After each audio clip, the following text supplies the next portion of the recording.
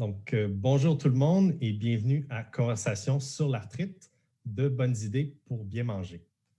Mon nom est François Bernard, je serai votre modérateur pour cette édition du webinaire. Je suis spécialiste aux communications auprès de la Société de l'arthrite. Manger est bien entendu un besoin de base essentiel à notre survie, mais manger joue un rôle important dans l'amélioration de la santé et encore plus pour les personnes atteintes d'arthrite. Malgré notre meilleure connaissance de l'importance de la nutrition pour la gestion de l'arthrite, il y a encore des zones d'ombre et nous avons aussi besoin parfois de revoir les notions de base. C'est donc pour ces raisons que nous avons invité Kim Airy, une diététicienne et nutritionniste agréée, diplômée de l'Université McGill, membre de l'Ordre professionnel des diététistes du Québec et des diététistes du Canada. Kim dirige une clinique de consultation en nutrition à Montréal, où elle aide les personnes aux prises avec des problèmes de santé chronique, comme l'arthrite, depuis 30 ans. Kim est également co-auteur du livre « Arthrite, le guide complet, comprendre la maladie, apaiser la douleur et réduire l'inflammation » avec le docteur Michael Starr. À la suite de sa présentation, Kim Airy répondra à vos questions. Donc, je vous rappelle que la conférence est enregistrée et que tous les participants recevront un lien vers l'enregistrement d'ici quelques jours par courriel. Avant de commencer, voici quelques informations logistiques. Prochaine diapo. Si vous éprouvez des difficultés techniques, envoyez un courriel à info@commercialarthrite.ca. Pour adresser une question à notre invité, cliquez sur « Poser une question » qui apparaîtra au bas de l'écran. Nous essaierons de répondre au plus de questions possibles à la fin de la présentation. Vous pouvez aussi cliquer sur la fenêtre de clavardage aussi au bas de l'écran pour échanger avec les autres participants et avec la modératrice de la Société de l'arthrite qui ce soir sera Diane. Pour quitter la boîte des questions ou du clavardage, cliquez sur l'icône rouge dans le coin gauche de votre fenêtre. Prochaine diapo. Premièrement, permettez-moi de prendre un moment pour remercier les principaux partenaires de notre événement ce soir, qui sont Pfizer, Novartis et Bristol Myers Squibb. Prochaine diapo. Alors, débutons cette conversation sur l'arthrite, de bonnes idées pour bien manger. Merci Kim d'avoir accepté notre invitation ce soir. Prochaine diapo. Pour commencer la soirée, je vous pose tout de go une première question. Kim, pouvez nous rappeler pourquoi il est si important pour une personne atteinte d'arthrite d'avoir une diète équilibrée? François, c'est vraiment le fun de maintenant être capable de vous répondre que oui, c'est vrai là, que c'est important parce qu'avant, on espérait que c'était vrai, mais on n'avait pas vraiment beaucoup d'études pour nous dire que oui, ça l'est. Mais finalement, on commence à en avoir de plus en plus d'études qui démontrent que les personnes atteintes d'arthrite, bien manger peut diminuer le niveau d'inflammation. Donc, les marqueurs d'inflammation comme la protéine C-réactive, les interleukines, ça peut tout diminuer par qu'est-ce qu'on mange. Aussi, qu'est-ce qui est très important, c'est que souvent, les complications ou les comorbidités de l'arthrite, comme les maladies cardiovasculaires, le diabète de type 2, tout ça, ça peut prévenir par une bonne alimentation. Donc, tout ce qui est important pour une personne d'arthrite, d'être capable de vivre la vie qu'il veut vivre, c'est vraiment de bien manger, c'est la base. Prochaine diapo. Donc, souvent, les questions qu'on a sur ça c'est beaucoup d'informations, mais que finalement, on peut vraiment répondre avec trois vraiment cibles. Donc, la première cible, ce sont les choses très simples qu'on peut faire pour vous aider à mieux gérer votre arthrite. Parce que c'est toujours mieux quand c'est simple. Je vois souvent des clients qui suivent des programmes tellement compliqués que ça leur donne de l'anxiété et beaucoup de stress. Donc, c'est important de aussi avoir un peu de plaisir avec notre nourriture. Donc, on va garder ça très simple. La deuxième chose aussi, qu'on voit de plus en plus, on a de plus d'informations que bien gérer notre poids. Donc, de maintenir notre poids et peut-être perdre du poids, ça pourrait aussi aider les gens à diminuer leur taux d'inflammation. Donc, on va parler de ça un petit peu ce soir. Et aussi, on va parler de c'est quoi le programme qu'on suggère pour tout le monde. Donc, typiquement, qu'est-ce qu'on suggère pour la plupart des gens avec l'arthrite? C'est une façon de manger qui va aider à diminuer le taux d'inflammation. Prochaine diapo. Alors, merci Kim. Merci Kim. Quelles sont alors les petites choses qu'on peut faire qui auront une grande différence au niveau de notre santé? La première chose que je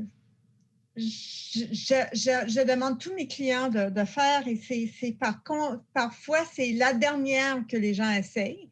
Par contre, c'est qu'est-ce qu'on voit le plus coté ou plus cité dans la littérature qui peut vous donner un bon impact pour diminuer l'inflammation et avoir des meilleurs résultats, sentir mieux, être plus en forme. C'est de manger du poisson. Comme j'ai dit tantôt, je vois souvent des gens qui arrivent dans mon bureau, ils suivent toutes sortes de programmes très compliqués, ils enlèvent ci, ils enlèvent ça, ils ont tout enlevé finalement. C'est des régimes qui causent beaucoup d'anxiété, beaucoup de stress parce qu'ils sont difficiles à suivre, coupe les sorties, coupe ci, coupe ça. Mais ils n'ont jamais essayé d'ajouter le poisson au menu. Et ça, je trouve ça vraiment dommage parce que ça, c'est la chose qu'on sait manger des aliments riches en oméga 3, on sait que ça va diminuer l'inflammation. Donc, pour moi, ça, c'est la première chose à faire, c'est commencer à manger plus de poisson. En 2017, on a eu une belle étude qui a démontré que les gens qui mangeaient du poisson 2 fois par semaine, leur taux de protéines C réactives était plus bas que les gens qui ne mangeaient pas du tout du poisson dans la semaine. Mais que les gens qui mangeaient du poisson 4 fois et plus pendant la semaine, eux, il y avait le taux de protéines C réactives le plus faible de tout le monde. Donc, le plus qu'on mange du poisson, plus le taux de protéines C réactives va être faible, moins qu'on va faire de l'inflammation. Donc, quelque chose de très important. On sait aussi que les oméga 3, donc qui seront dans le poisson, et on pense que c'est l'ingrédient dans le poisson qui donne tous ces bénéfices. C'est relié à une diminution dans les maladies cardiovasculaires, la maladie Alzheimer, même la dépression. Donc, une bonne chose à faire. Donc, s'il vous plaît, la prochaine diapo.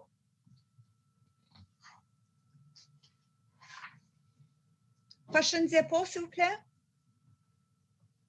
Donc, souvent, les gens me demandent quelle sorte de poisson. Donc, qu'est-ce qu'on suggère? C'est l'acronyme SMASH en anglais. S pour saumon, M pour maquereau. Après ça, A pour anchois, S pour sardine et H pour hareng. Puis, on peut ajouter un petit T pour la truite. Et ça, c'est les poissons gras. Donc, on n'a pas besoin de seulement manger du saumon. Il y a d'autres poissons gras. Et il y a beaucoup de façons de les apprêter.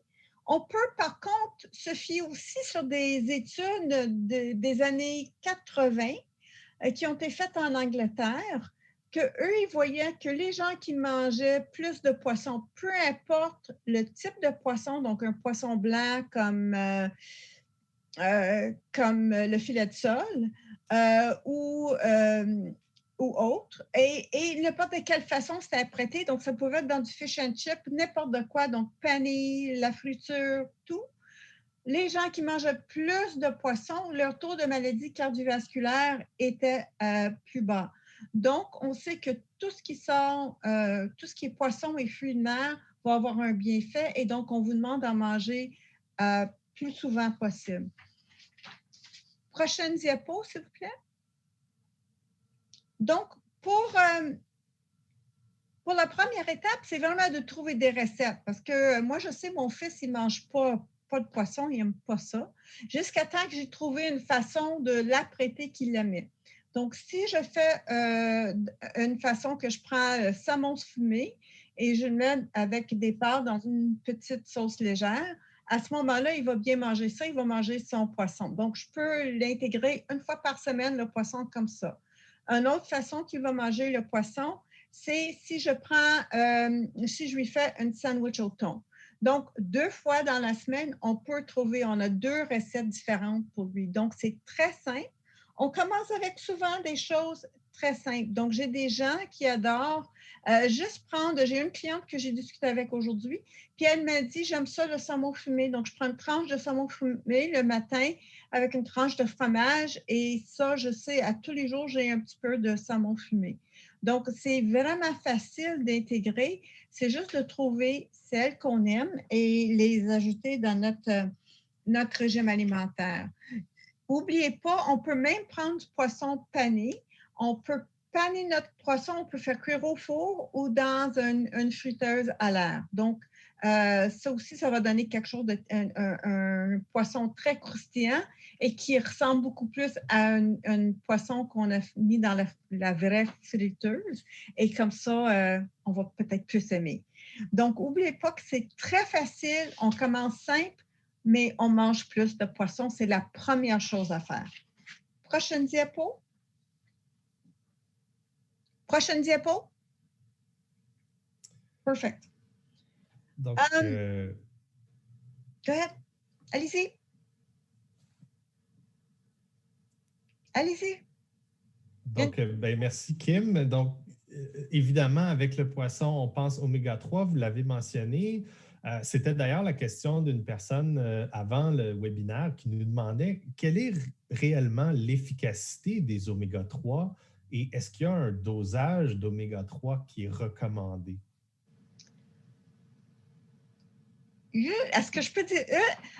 Donc, pour prendre les suppléments, malheureusement, il n'y a pas vraiment de dosage qui est recommandé.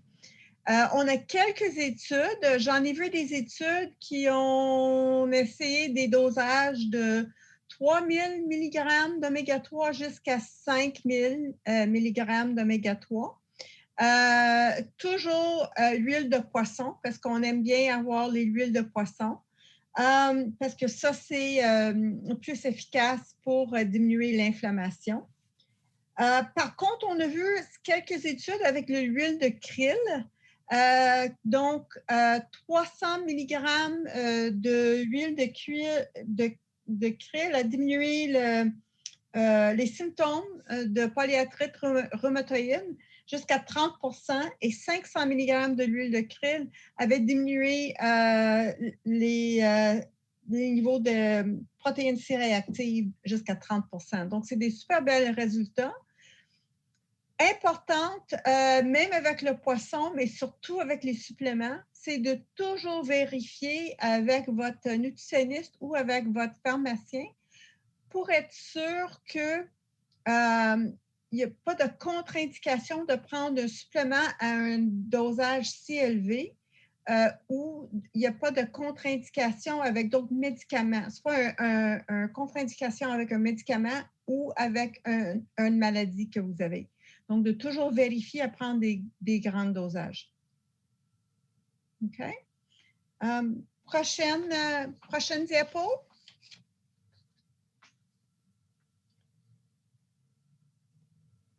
Si on utilise tout le temps, on regarde tout le temps pour les huiles de poisson, on a très peu de résultats avec les huiles, avec les oméga 3 végétaux. Donc, on sait que les oméga 3 qui viennent des plantes, donc comme des noix de Grenoble, contient de AHA et ça, malheureusement, ce n'est pas aussi efficace pour diminuer l'inflammation que le DHA qu'on trouve, puis les EPA qu'on trouve dans les huiles de poisson.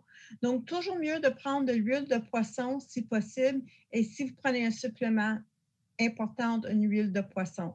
Si vous avez une allergie, c'est à ce moment-là qu'on peut aller plus vers les plantes. Prochaine diapo. Merci, Kim. Est-ce que pour une personne qui fait de l'arthrite rhumatoïde, est-ce qu'un régime riche en bons gras serait conseillé ou pas? Et oui, c'est toujours conseillé parce qu'une chose très, très, très importante, c'est le ratio entre les bons gras et les mauvais gras. Et malheureusement, dans le régime nord-américain typique, on a beaucoup plus de gras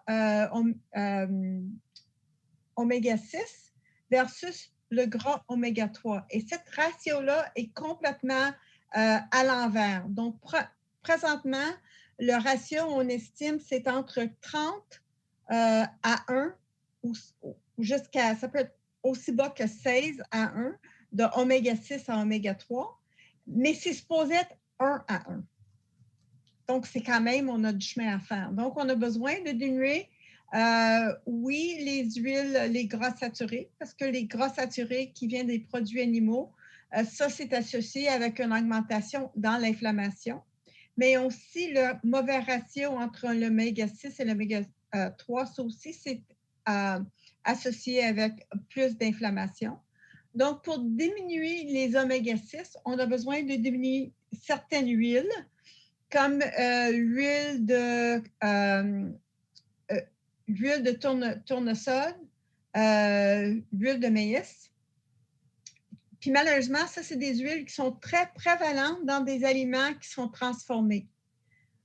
Donc, c'est vraiment important de regarder et essayer de trouver d'autres huiles comme qu'est-ce qu'on trouve dans les noix, qu'est-ce qu'on peut trouver dans les olives, huile d'olive, huile de canola et qu'est-ce qu'on peut trouver dans les avocats ou l'huile d'avocat. Donc, oui, les bons gras sont très importants et c'est vraiment important d'avoir une bonne ratio entre les oméga 6 et les oméga 3. Prochaine diapo. Donc, évidemment, en temps de pandémie, on bouge peut-être un peu moins, on a peut-être gagné quelques livres, ça se peut, c'est certainement mon cas. Comment le poids d'une personne peut affecter son arthrite et qu'est-ce qui a une incidence sur le poids? Donc, c'est vraiment intéressant pour le poids. Premièrement, je sais qu'on a, depuis des années, on a des études qui démontrent, et j'adore ça, faire ces calculs-là. Les clients viennent et me font le calcul. Bien, si je perds tant de livres, ça va enlever tant de livres de pression sur mes genoux. Oui, OK. Donc, on sait depuis des années, on dit pour les gens qui font de l'arthrite ou l'arthrose dans les hanches, dans les genoux, dans les pieds, que si on pèse moins, ça va diminuer la pression sur les articulations et en fait, ça va enlever la douleur. Donc, ça, de ce côté-là, il y a une section, oui, c'est important de maintenir et ou de perdre du poids. Mais on a réalisé à un moment donné que même les personnes qui faisaient de l'arthrite et l'arthrose dans leurs mains, en perdant du poids, elles avaient moins de douleur. Donc, on s'est dit, bien là, ce n'est pas parce qu'il y a moins de pression sur les articulations, parce que ce n'est pas des articulations qui portent beaucoup de poids. Donc, ça ne peut pas être ça, ça doit être d'autres choses. Et finalement, on a vu que oui, effectivement, que le tissu adipeux, malheureusement, ce n'est pas un tissu. Avant, on pensait que c'était juste là, c'était blanc, c'était juste là, ça prenait de la place, mais ça ne faisait rien. Mais là, on réalise que le tissu adipeux est très actif et il sécrète des chimiques, des adipokines, qui vont causer l'inflammation. Donc, ça va augmenter l'inflammation et donc, si on perd du poids et on sécrète moins de ces chimiques-là, on va avoir moins d'inflammation. Mais qu'est-ce qui est très important, c'est qu'on a besoin de perdre du gras. Donc, c'est très important. On ne veut pas juste perdre du poids parce qu'on a perdu la masse musculaire. On veut devenir plus maigre, pas nécessairement peser moins. Donc, on peut peser la même chose, mais faire beaucoup d'exercices pour augmenter notre masse musculaire et perdre un peu de tissu adipeux. Et ça aussi, ça va donner le même effet. Donc, ce n'est pas juste le chiffre sur la balance qui compte, c'est vraiment le pourcentage de gras, le pourcentage de tissu adipeux qui est important. Donc, il y a probablement aussi un double effet. Et ça, c'est l'effet que souvent, malheureusement, les gens qui ont pris du poids, c'est parce que certaines de leurs habitudes de vie sont moins, mettons, pas optimales. Donc, souvent, quand on prend du poids, comme depuis la pandémie, on est souvent moins actif. Donc, ça peut contribuer à un gain de poids, mais faire moins d'activité physique, ça va augmenter l'inflammation aussi. Une autre chose, c'est que souvent, les gens qui prennent du poids, c'est parce qu'ils mangent plus ou ils mangent différemment. Donc, si on mange plus sucré ou on mange certains aliments, ça aussi, ça peut causer plus d'inflammation. Donc, ça peut être le double. On a pris du poids et les tissus adipeux sécrètent les chimiques qui augmentent l'inflammation, mais ça peut aussi, qu'est-ce qu'on mange ou les habitudes de vie qu'on a eues pour augmenter le poids, bien, ça aussi, ça contribue à augmenter notre taux d'inflammation. Prochaine diapo. Merci, Kim. Un des coupables, peut-être, qui pourrait être lié à peut-être des moins bonnes habitudes d'alimentation serait le sucre. Est-ce qu'on doit réduire notre consommation de sucre et si oui, pourquoi? Bien, oui, on suggère de diminuer la consommation de sucre. Dans le fond, c'est la deuxième chose que je demande à mes patients. Donc, normalement, la première chose, c'est augmenter le poisson. La deuxième chose qu'on fait, c'est qu'on regarde pour le sucre. 2 raisons, même 3 raisons pour ça. Premièrement, c'est la première étape aussi, typiquement, pour aller vers une perte de poids. On sait que la consommation de beuvrage sucré tels que les boissons gazeuses ou les thés glacés, etc., ça, typiquement, c'est associé avec des gains de poids. Donc, la première chose qu'on cherche, on regarde pour les calories liquides qui viennent de liquide sucré ou le café. Oh, le café glacé qu'on prend en été. Oh, c'est sucré. Oh my, oui. J'avais une cliente qu'on a trouvé que c'est café extra large chez Tim, double. On trouvait qu'il y avait 500 calories par café. Donc, ça va rapidement pour prendre du poids. Donc, la première chose qu'on regarde, oui, c'est pour le sucre parce que ça augmente les calories, mais le sucre aussi augmente l'inflammation. Donc, c'est double effet. Donc, on essaie, oui, de diminuer le sucre pour perdre du poids, mais on essaie de diminuer le sucre pour aussi diminuer l'inflammation. Le seul temps que je vous dis, ah oui, c'est peut-être une bonne idée de manger un peu de sucre, c'est quand vous mangez du sucre pour amener un aliment qui contient beaucoup de nutriments. L'exemple que je donne tout le temps, c'est l'avoine. Moi, je déteste pas mal l'avoine. Griot, sur toutes ses formes. Juste à y penser, là, j'aime pas ça. Mais si je peux prendre un peu de sirop d'érable dans un peu de yogourt et je mélange ça avec un mélange de muslix, ça, je peux manger. Donc, ça vaut la peine de prendre un petit peu de sirop d'érable dans ce cas-là parce que ça m'amène quelque chose de très nutritif. Donc, ça vaut la peine. Mais juste pour manger une beigne parce que c'est bon, bien ça, on garde ça pour des occasions. Puis pas comme des occasions comme à tous les jours, mais des vraies occasions comme une fois par mois. Pas souvent. OK. Peut-être prochaine diapo, s'il vous plaît.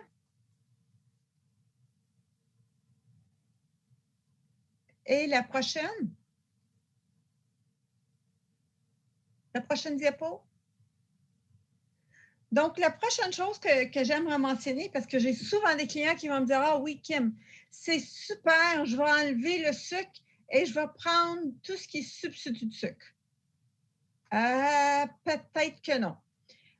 On a vu quelques études récemment qui suggèrent que c'est possible que manger beaucoup d'aliments qui contiennent des substituts de sucre. Ça peut être des aliments qui peuvent contribuer en fait à un gain de poids. On n'est pas trop sûr c'est quoi le mécanisme, mais on a vu une association. On n'a pas vu une association les gens qui mangent plus d'aliments avec des substituts de sucre. On n'a pas vu d'association avec une perte de poids, mais on a vu avec un gain de poids. Donc, on n'est pas trop sûr comment, mais on sait que ça peut arriver. Donc, c'est être méfiant de ces aliments-là. L'autre chose aussi qui peut être importante à noter, c'est que les aliments ou les substituts de sucre, c'est associé avec un changement dans notre microbiote, le flore intestinale. Donc, qu'est-ce qui arrive avec le microbiote intestinal? Déjà, chez des personnes atteintes d'une arthrite inflammatoire, c'est changé, c'est endommagé. Donc, on veut encourager un microbiote intestinal en santé pour diminuer l'inflammation. Donc, les succédénétiques ou les substituts de sucre, c'est peut-être pas la meilleure chose à faire. La dernière raison aussi de ne pas prendre des substituts de sucre, et encore, ça revient à la dernière point que j'avais pour le sucre, c'est qu'on ne veut pas que vous remplissez votre corps avec des aliments qui ne contiennent pas beaucoup de valeurs nutritives. Donc, si vous voulez prendre un substitut de sucre autant que le sucre, il faudrait au moins que c'est un véhicule pour que vous mangez quelque chose qui vous donne une bonne valeur nutritive, qui contribue quelque chose de positif à votre régime alimentaire, à votre corps pour bien nourrir votre corps, et pas juste des colorants et du fun. Colorants et du fun pour des occasions spécialement, et comme j'ai dit, des occasions, c'est pas souvent. Prochaine diapo. Donc, la vie est courte, il faut manger un beigne, mais il faut le manger de temps en temps. C'est ça, il ne faut pas trop en abuser. C'est ça, exactement. Excellent. Évidemment, quand on parle de nutrition et de diète, il y a un paquet de modes, ça change à tous les 10 ans, il y a toujours quelque chose de nouveau. Il semblerait que les jours qui courent, ce soit plutôt les questions des jeûnes, donc d'arrêter de manger pendant une certaine période, que ce soit des jeûnes partiels ou des jeûnes qui peuvent parfois durer quelques jours. Qu'en pensez-vous de ces jeûnes-là, Kim? Donc, il y a deux façons de regarder ça. Premièrement, on va regarder au niveau de la perte de poids. OK? Donc, comme on a vu que pour diminuer les symptômes d'arthrite, c'est important d'avoir votre meilleur poids, de peser votre meilleur poids, qui est le poids que vous pouvez peser quand vous avez les meilleures habitudes de vie que vous pouvez avoir. Donc, à ce moment-là, c'est vraiment de regarder pour certaines personnes, la meilleure méthode pour atteindre cette perte de poids, c'est des jeûnes intermittents ou qu'est-ce qu'on appelle timed eating, donc manger dans une période de temps fixe. Typiquement, on voit des gens qui mangent, mettons, tout le repas pendant 8 heures de la journée et ils vont faire un jeûne pendant le restant de la journée. Donc, c'est important, oui, de regarder ça. Si ça vous aide à perdre du poids, c'est peut-être une option.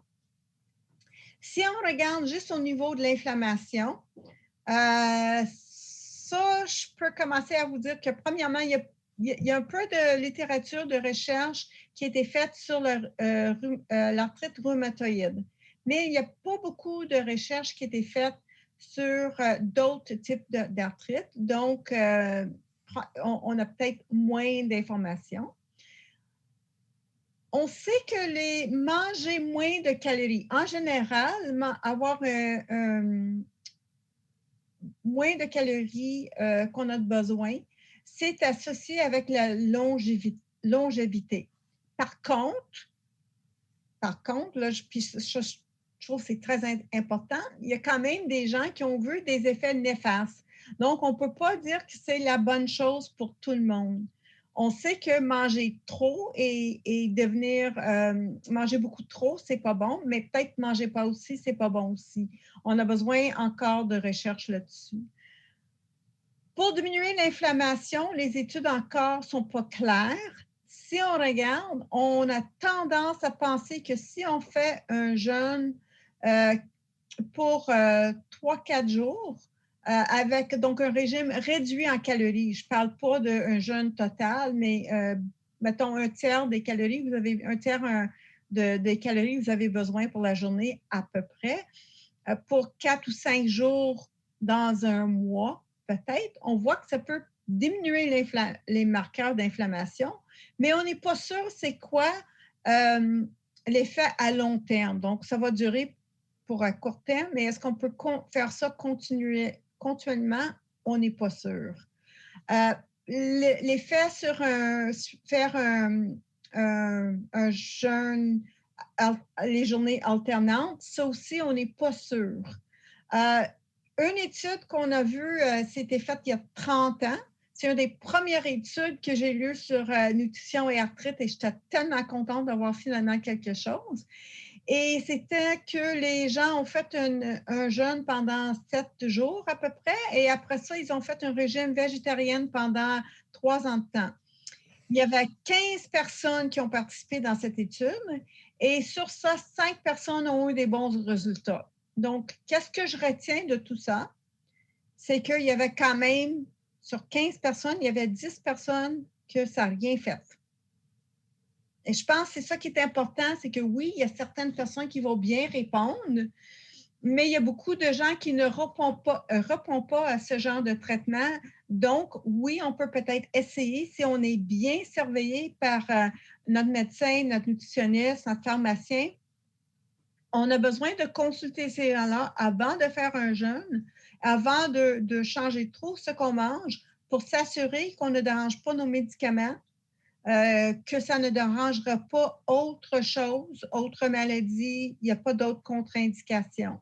Et il ne faut pas oublier que si on fait trop de jeûne, on peut perdre trop. Finalement, quand on voit, mettons, des gens qui font de l'anorexie, donc c'est des gens qui jeûnent beaucoup, ne sont pas en santé non plus. Donc, on a besoin de faire un peu la part des choses pour s'assurer qu'on reste en santé et pas trop sauter d'une place à l'autre. Donc, qu'est-ce que je peux suggérer? Oui, effectivement, discuter avec votre médecin, votre nutritionniste et continuer à regarder la littérature. On va avoir plus de nouvelles là-dessus bientôt, mais ça peut être peut-être une possibilité de diminuer un petit peu, de faire un petit peu peut-être plus de time eating, donc de manger à des heures plus régulières et peut-être arrêter de manger plus tôt dans la journée. Ça va peut-être aider les gens. Prochaine diapo.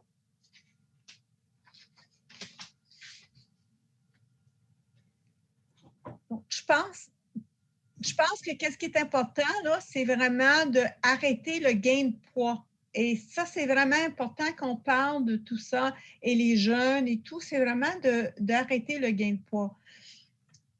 On sait que si on commence, mettons, dans la quarantaine, à dire, je vais perdre, je vais prendre une livre, c'est pas grave, une livre. J'ai pris une livre cette année, un autre livre l'année d'après, un autre livre l'année d'après. C'est pas grave, mais c'est parce que rendu à 70 ans, ça fait pas mal de livres. Donc, des fois, ça vaut mieux, même si on ne peut pas perdre de poids, c'est de rester stable. Déjà là, c'est vraiment important. Donc, j'encourage les gens, c'est toujours la première chose que je recommande aux gens, c'est oui, ça serait le fun si vous pouvez perdre du poids, mais est-ce qu'on peut arrêter le gain de poids?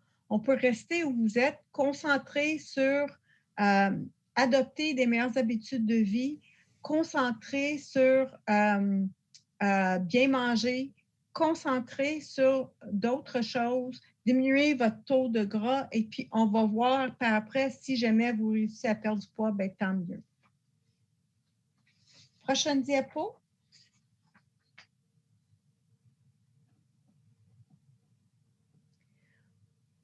Donc, les gens me posent souvent la question, est-ce que l'exercice, c'est la clé? Je ne peux pas perdre du poids, je ne peux pas gérer mon poids parce que je ne peux pas faire de l'activité physique, j'ai trop mal aux genoux, j'ai trop mal ici, j'ai trop mal. Moi, c'est mon épaule. Donc, qu'est-ce qui est important? C'est vraiment important de s'assurer que oui, on reste active, mais de ne pas oublier que pour la plupart des gens, la perte de poids commence par les habitudes alimentaires. C'est ça qui va nous donner le plus d'impact sur la perte de poids, c'est vraiment nos habitudes alimentaires. L'activité physique, ça va nous aider à maintenir, c'est vraiment la clé à maintenir la perte de poids, mais la perte de poids, vraiment, ça commence par les habitudes alimentaires. Donc, s'il vous plaît, très, très, très important, oui, de ne pas utiliser le manque ou la diminution dans votre niveau d'activité physique comme raison de ne pas regarder vos habitudes alimentaires et faire quelques changements. C'est important aussi, quand on parle d'activité physique, d'aller doucement et de peut-être consulter une kinésiologue pour voir.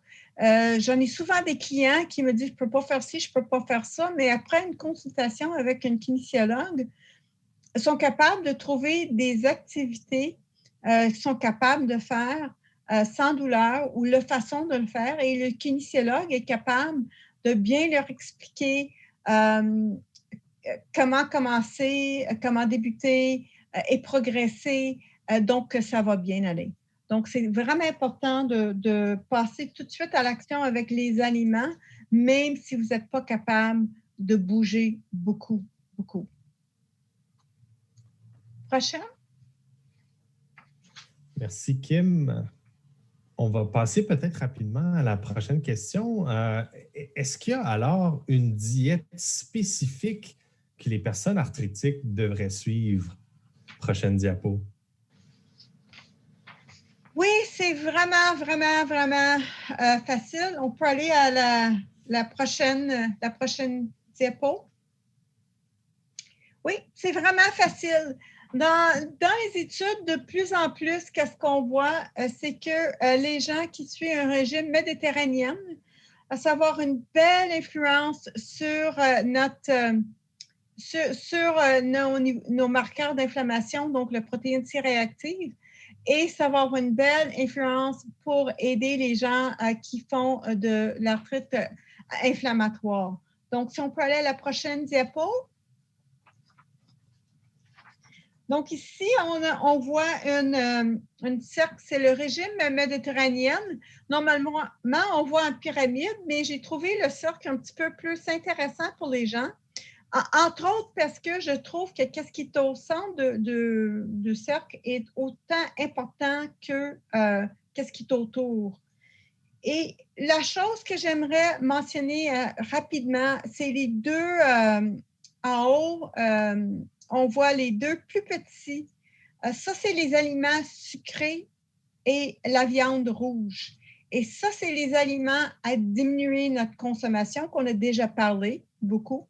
Dans un régime méditerranéen typique, on peut manger des desserts peut-être une fois par mois.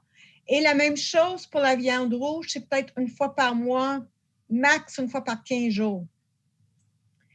On mange beaucoup plus de poissons, poulet, les œufs. On mange beaucoup, régulièrement, à tous les jours, au moins 2 portions de produits laitiers, mais typiquement le lait fermenté. Donc, ce sera du fromage, yogourt ou kéfir. Si on continue à tourner, on va voir les produits, des grains et les céréales. Donc, on mange beaucoup plus les aliments comme les céréales complets, intégrales. On mange avoine, on mange riz brun, boulgour, donc tout ce qui est de blé ou de grains entiers, et même beaucoup de légumineuses, donc les pois chiches, les lentilles, c'est vraiment régulièrement, c'est consommé tous les jours presque. On voit dans beaucoup de pays de la Méditerranée, on mange les légumineuses comme déjeuner même. Après ça, les bonnes huiles, les huiles santé, donc les noix, les huiles, et même aussi, dans le régime méditerranéen, on utilise beaucoup d'épices. Donc, c'est important aussi d'ajouter des épices, des fines herbes pour avoir l'herbe bien fait anti-inflammatoire.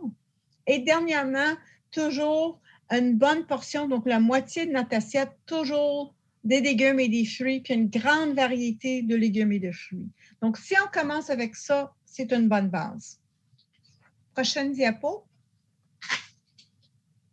Je veux juste mentionner rapidement, parce que je sais qu'il ne reste pas beaucoup de temps, je veux juste mentionner rapidement que c'est très important aussi de prendre le temps de relaxer, de penser que le stress peut augmenter l'inflammation, le manque d'activité physique peut augmenter l'inflammation, le manque de sommeil peut augmenter l'inflammation et peut contribuer à un gain de poids. Donc, c'est important aussi de garder votre intérieur de votre cercle. Donc, si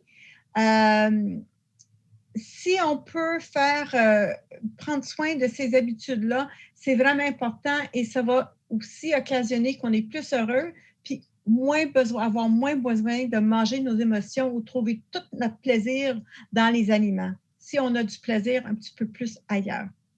Prochaine diapo. Merci, Kim. Qu'en est-il des aliments avec solanacées? Donc, on parle des aubergines, les tomates, si je ne me trompe pas, sans gluten ou encore des produits laitiers?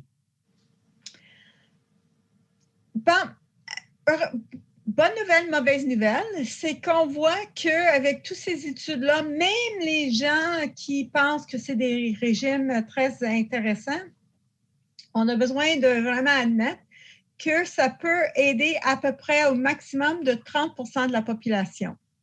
Donc, si on fait une maladie inflammatoire, c'est vrai qu'on a plus de risques de faire maladie cœliaque, mais quand même, ça n'augmente pas tant que ça.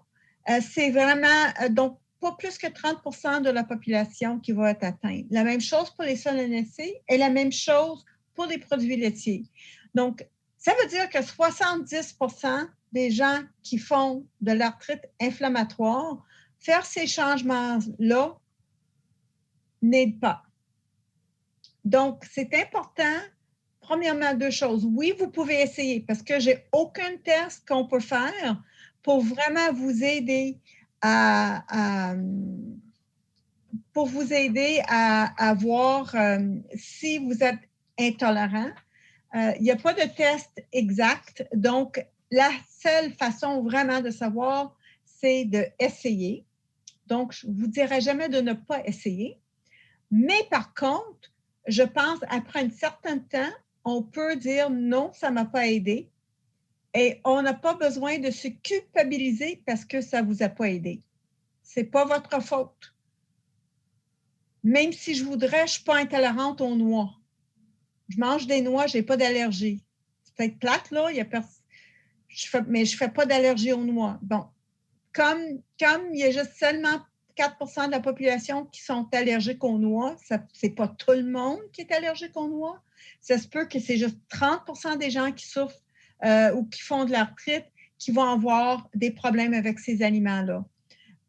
Donc, oui, on peut essayer. On essaie toujours avec un nutritionniste parce qu'un régime sans gluten peut occasionner des carences en certains minéraux, certains nutriments comme le fibre, le zinc. Et ça, c'est des nutriments qui sont associés, quand on en a assez dans notre régime alimentaire, c'est associé avec une diminution dans les marqueurs d'inflammation.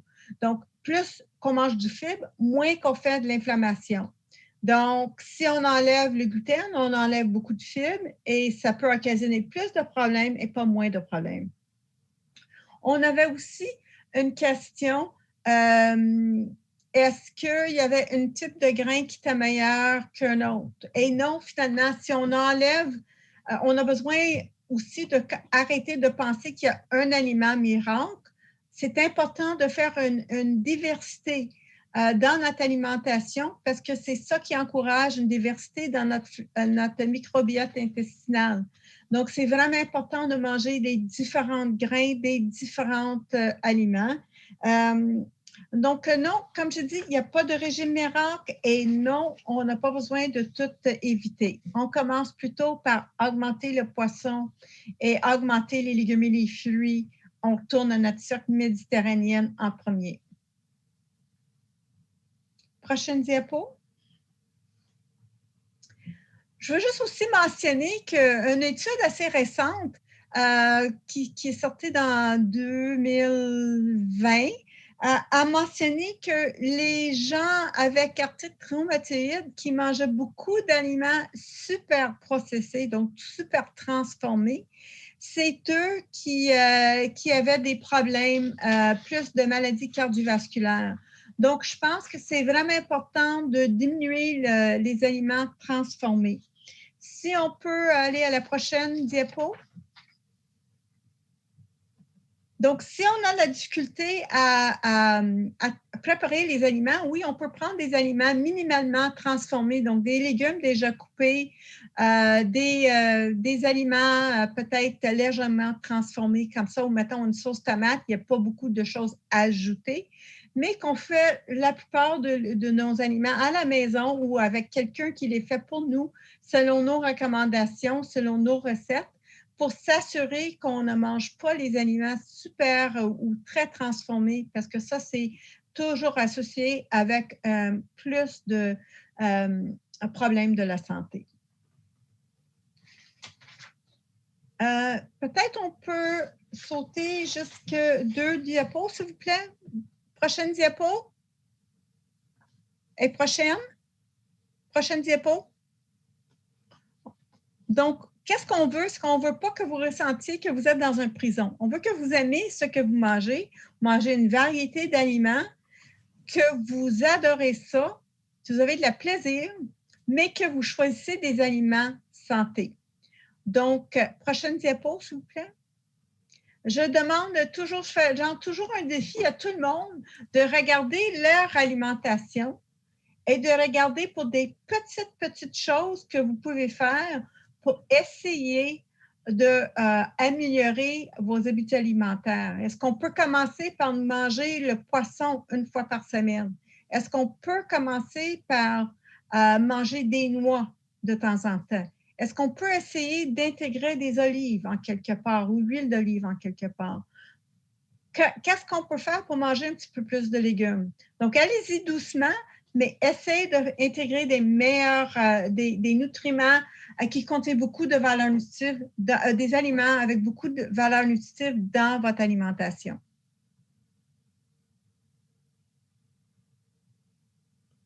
Merci, Kim. Prochaine diapo. Merci beaucoup d'avoir pris le temps là, de venir discuter de ça avec nous. C'est très, très passionnant. Je pense qu'on a répondu à beaucoup de questions, mais il y a énormément d'autres questions auxquelles on veut répondre. Avant de passer aux questions, j'invite toutes les personnes qui nous écoutent à visiter notre site arthrite.ca et prendre connaissance des ressources que nous avons. Il y a notamment des recettes super intéressantes et des modules d'apprentissage, dont un module s'intitulant « Bien manger » où on parle beaucoup d'alimentation. Alors, Kim, on a reçu énormément de questions. Premièrement, pour en revenir aux poissons, est-ce que dans les fruits de mer, on retrouve les mêmes avantages que de manger un bon poisson? Et si ce n'est pas le cas, est-ce qu'il y a des alternatives aux poissons pour aller chercher ces nutriments-là? Oui, on peut manger les fruits de mer, effectivement. Peut-être la chose, on est peut-être un petit peu craintif avec les fruits de mer parce que des fois, les gens aiment ça tremper dans beaucoup de beurre. Et là, c'est peut-être moins bon. Mais les fruits de mer en tant que tels, oui, c'est très bien. Donc, oui, on peut tout ce qui sort de l'eau. Ça vient de l'eau, c'est bon.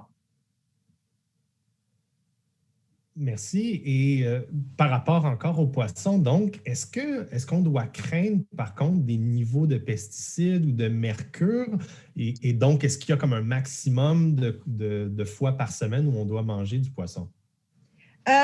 Non, vraiment. Qu'est-ce qui est important, c'est de toujours penser plus que le poisson est gros, comme le thon, c'est le plus gros, plus qu'il peut avoir de mercure. Donc, finalement, c'est vraiment le thon qu'on demande peut-être de limiter la quantité de thon qu'on mange. Si on mange les plus petits poissons, ils sont moins infectés.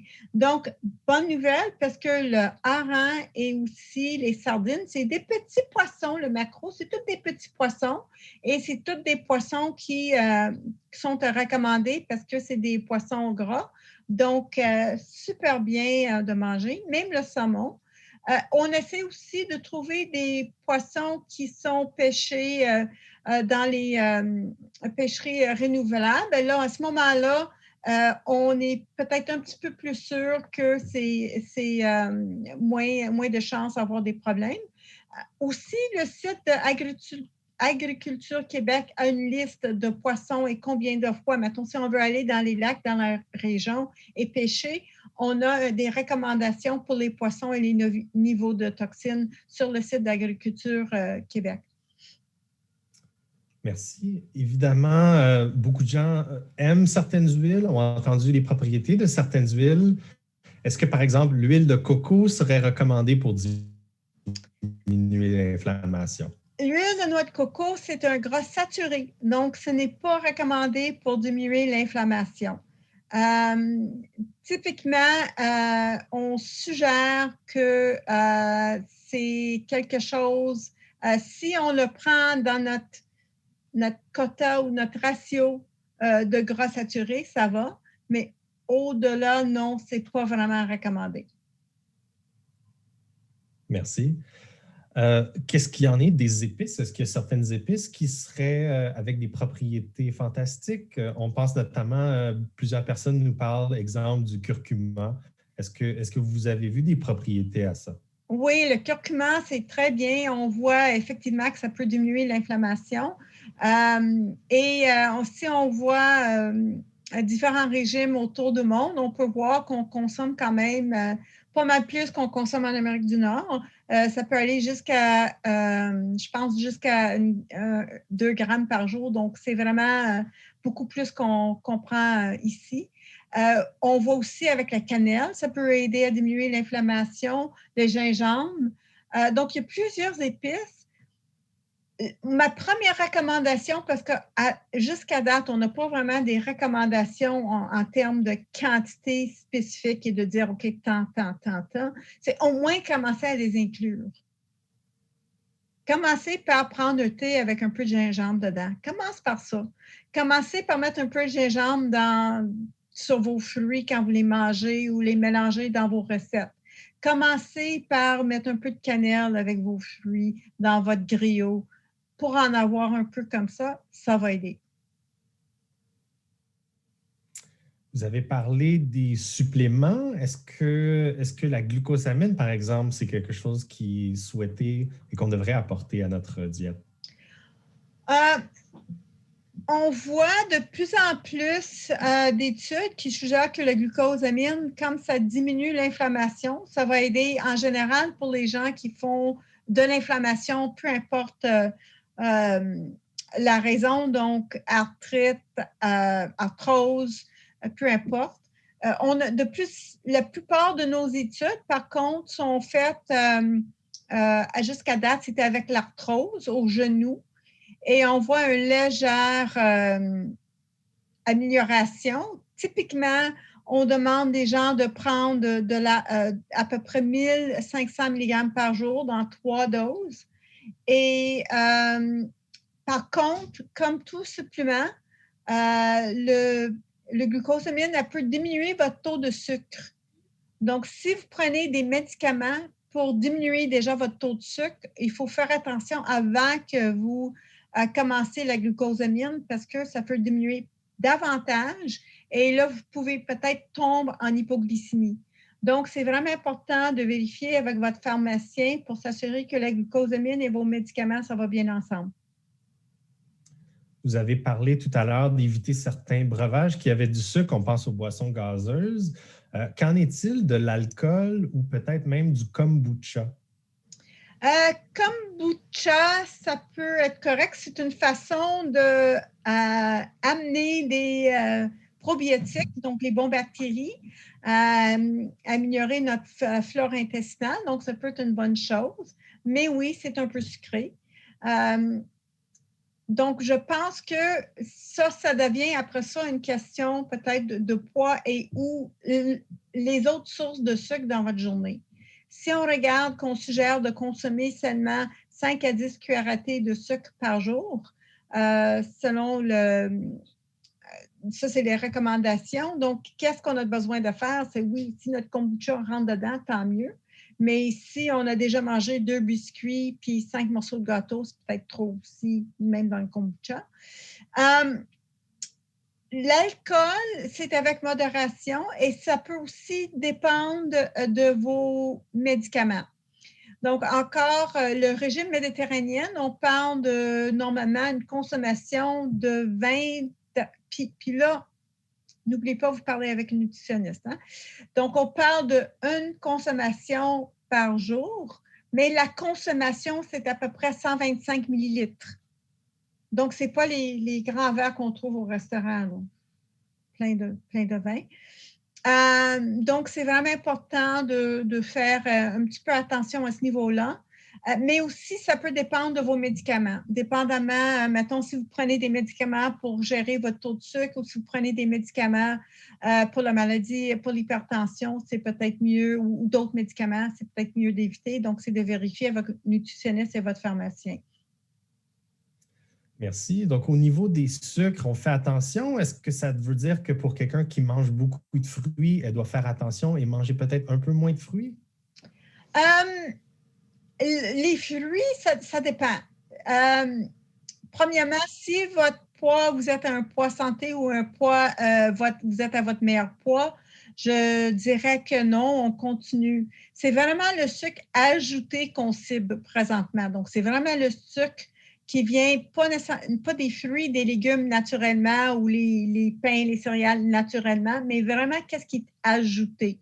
Donc, qu'est-ce qu'on trouve dans les beuvrages, qu'est-ce qu'on trouve dans les gâteaux, les bonbons, les choses comme ça. Pour les fruits, tant que votre taux de sucre est normal, tant que vous êtes à un poids que vous aimez, on les laisse là. Et peut-être une dernière question pour les personnes qui nous écoutent qui sont véganes ou végétariennes. Est-ce qu'il y aurait des petits trucs à ajouter dans votre présentation? Bien, c'est sûr qu'on a de plus en plus d'informations qui suggèrent que oui, on peut manger, premièrement, que c'est très bien de manger vegan ou végétarienne. Et moi, la chose que je vois dans mon bureau, par contre, c'est que c'est des gens qui souvent ont enlevé des choses, donc enlevé la viande, enlevé plein de choses, et n'ont pas rajouté. Donc, on a besoin de s'assurer que oui, on mange les légumineuses, on a des bonnes sources de protéines dans notre alimentation. On mange des légumineuses, on mange des noix. Et aussi, c'est aller chercher les oméga 3. Donc, on a peut-être besoin d'avoir des suppléments d'oméga 3. Et aussi, on est au courant que souvent, surtout avec les véganes, c'est difficile d'avoir le B12 parce que le B12, ça vient que des produits animaux et la levure nutritionnelle. Et c'est pas tout le monde qui mange la levure nutritionnelle. Donc, on a besoin d'aller chercher des suppléments de vitamine B12. Souvent, surtout pour des femmes avant la ménopause, on a besoin de prendre un supplément de fer aussi si on est végétarienne ou végane. Mais c'est surtout au niveau des oméga 3 pour des personnes atteintes de l'arthrite, c'est de prendre un supplément d'oméga 3 parce qu'on les trouve, ou de manger beaucoup d'algues. Parce qu'on peut trouver les oméga 3 dans les algues, donc de s'assurer qu'on inclut les algues dans notre alimentation. Kim, merci énormément. Je pense qu'on pourra avoir des questions toute la soirée. Malheureusement, on va s'arrêter ici. Donc, merci d'avoir pris le temps de discuter avec nous aujourd'hui. Bien, merci beaucoup et bonne soirée. Merci, Kim. Donc, pour les gens qui nous écoutent, on aimerait savoir vos impressions sur la présentation de ce soir. Vous allez voir apparaître un court sondage à l'écran. On vous invite à cliquer et de nous laisser connaître votre opinion. Donc, la première question qui va apparaître sera à savoir, est-ce que les renseignements qu'on vous a présentés aujourd'hui vous sont utiles?